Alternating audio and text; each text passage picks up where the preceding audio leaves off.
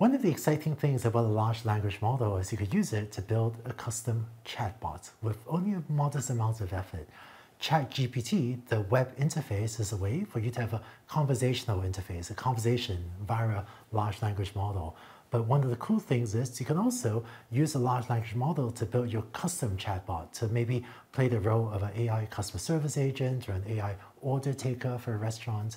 And in this video, you learn how to do that for yourself.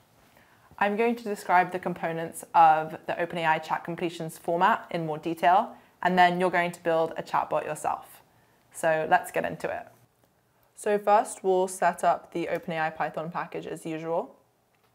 So chat models like ChatGPT are actually trained to take a series of messages as input and return a model-generated message as output.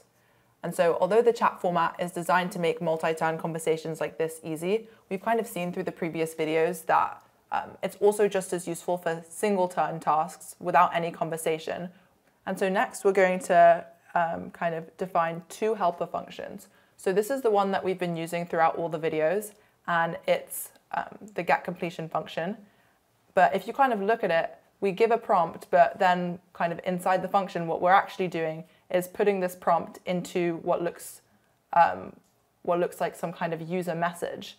And this is because the ChatGPT model is a chat model, which means it's trained to take a series of messages as input and then return a model-generated message as output.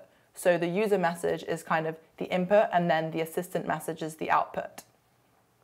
So in this video, we're going to actually use a different helper function, and instead of kind of putting a single prompt as input and getting a single completion, we're going to pass in a list of messages, and these messages can be kind of from a variety of different roles. So I'll describe those.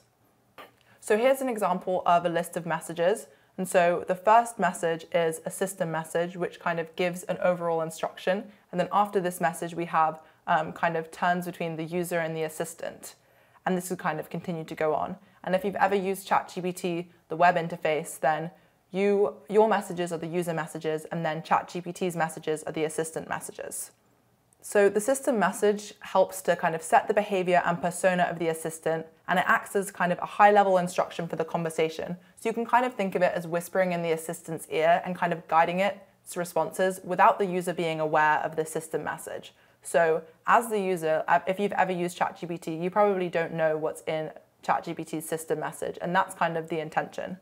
The benefit of the system message is that it provides you, the developer, with a way to kind of frame the conversation without making the request itself part of the conversation.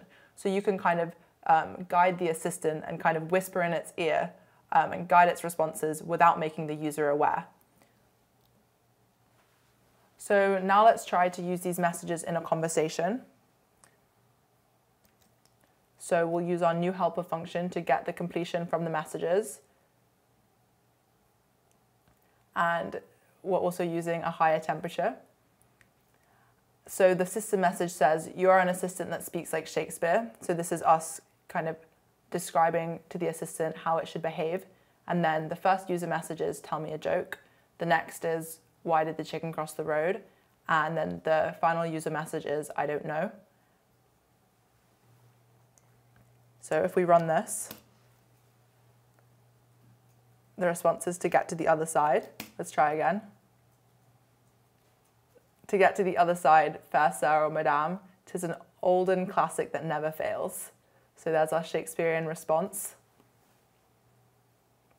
And let's actually try one more thing, because I want to make it even clearer that this is the assistant message. So here, let's just go and print the entire message response.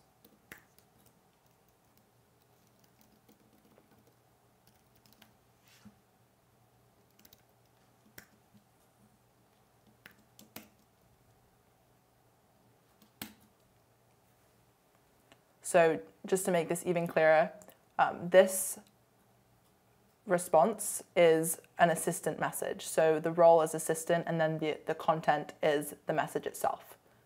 So that's what's happening in this helper function. We're just kind of passing out the content of the message.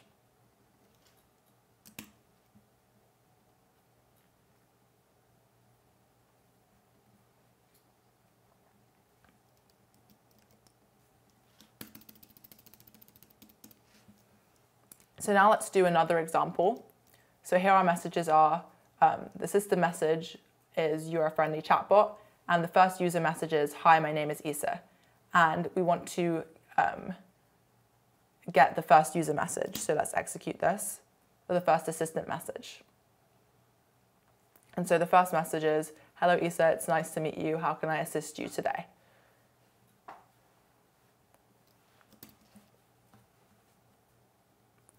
Now let's try another example. So here our messages are, system message, you're a friendly chatbot. And the first user message is, yes, can you remind me what is my name? And let's get the response.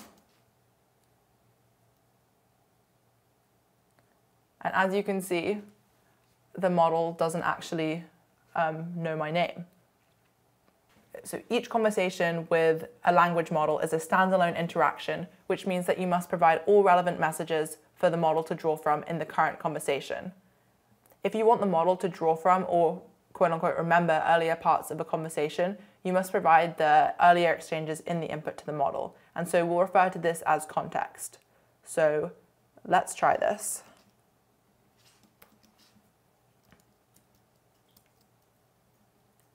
So now we've kind of given the context that the model needs, which is my name, in the previous messages, and we'll ask the same question.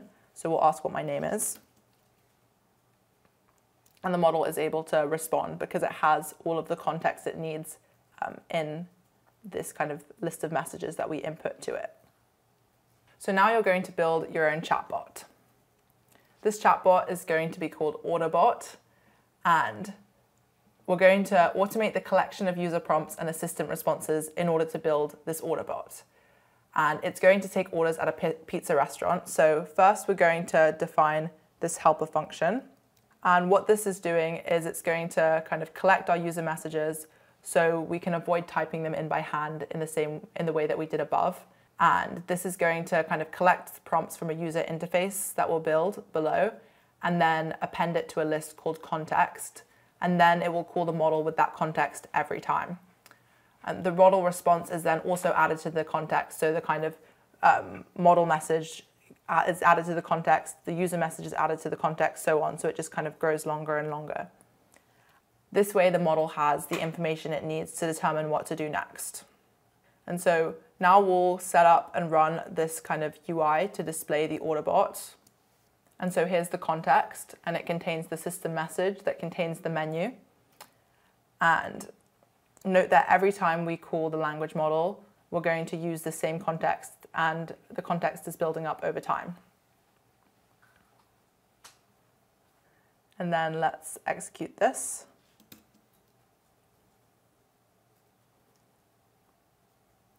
Okay, I'm going to say, hi, I would like to order a pizza.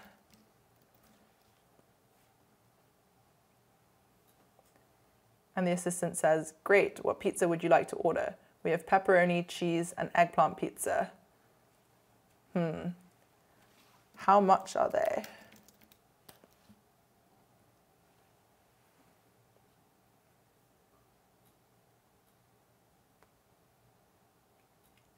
Great, okay, we have the prices. I think I'm feeling a medium eggplant pizza.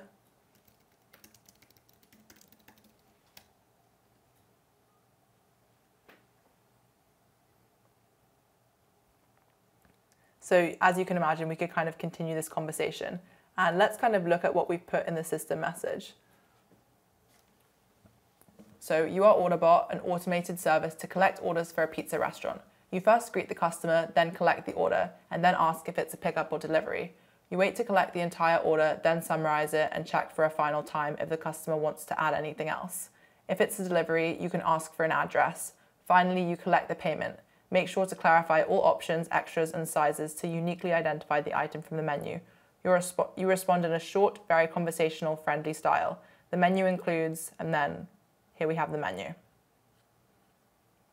So let's go back to our conversation and let's see if the assistant kind of has been following the instructions. Okay, great. The assistant asks if we want any toppings, which we kind of specified in the system message. So I think we want no extra toppings.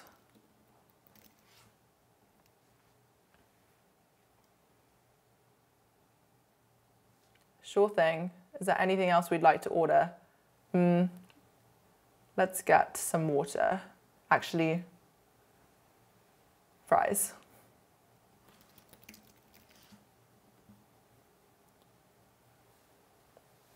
Small or large? And this is great because we kind of ask the assistant in the system message to kind of clarify extras and sides.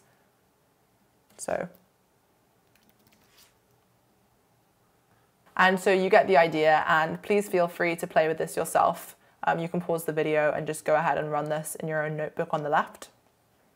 And so now we can ask the model to create a JSON summary that we could send to the order system based on the conversation.